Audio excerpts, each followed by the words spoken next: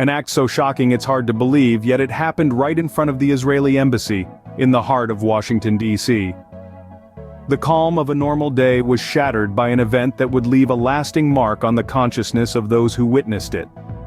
On this fateful day, an active-duty U.S. airman named Aaron Bushnell committed an act of self-immolation in protest against the Israeli-Palestinian conflict. This wasn't a random act of desperation, but a calculated move by a man who wanted his message heard loud and clear. He chose to make his protest in a way that would be impossible to ignore, by setting himself on fire. But if the act itself was shocking, the way he chose to share it was even more so. He didn't just perform this horrifying act in public, he also decided to livestream it on Twitch for the entire world to see. His last words before he set himself ablaze were, "Free Palestine," leaving no doubt about his motivations.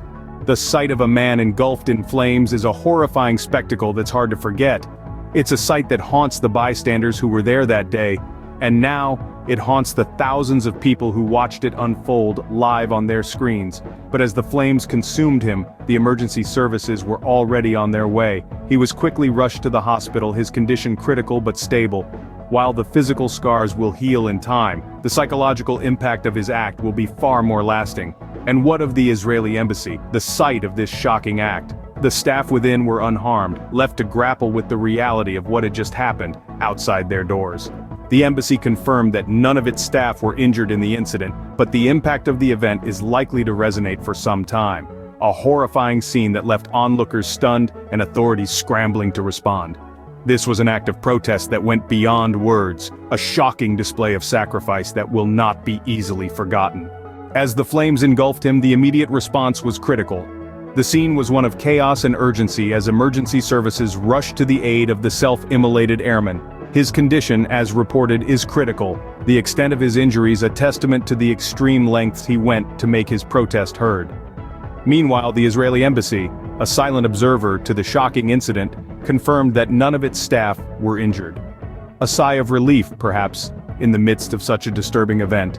But even as the flames died down, the aftermath had only just begun.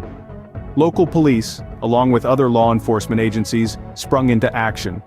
A suspicious vehicle near the scene was inspected, adding another layer of complexity to the already tense situation. An investigation is now underway, the goal being to piece together the events leading up to this drastic act of protest.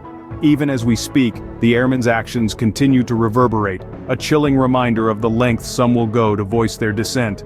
In the face of such a violent protest, the authorities launched an immediate investigation. But what could push a man to commit such a desperate act? The answer lies in the ongoing conflict between Israel and Hamas in Gaza, a situation that has been the source of global concern for years. The airman, identified as Aaron Bushnell, explicitly stated his protest against what he saw as Israel's war on Gaza.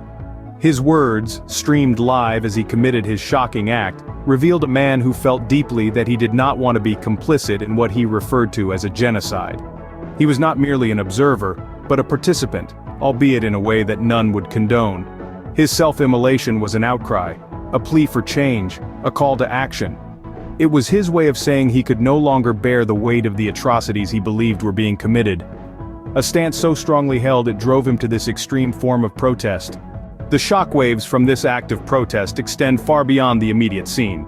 Reactions have been swift and varied. Some hail the airman as a martyr, others view his act as a desperate cry for attention.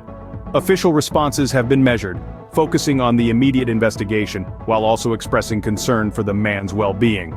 Meanwhile, the Israeli embassy confirmed none of its staff were harmed, a factor that could potentially have escalated the situation further.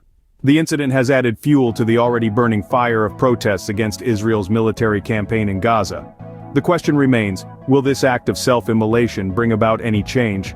Or will it simply serve as a stark reminder of the lengths some are willing to go to in order to voice their dissent? The world is now watching, waiting to see if this act will have any impact on the ongoing conflict. Will it bring about a shift in policy, a halt in the violence? Or will it be lost in the ceaseless tide of news stories, another tragic act forgotten in the annals of history? As the news of this act spreads, the world watches on, waiting to see what the repercussions will be.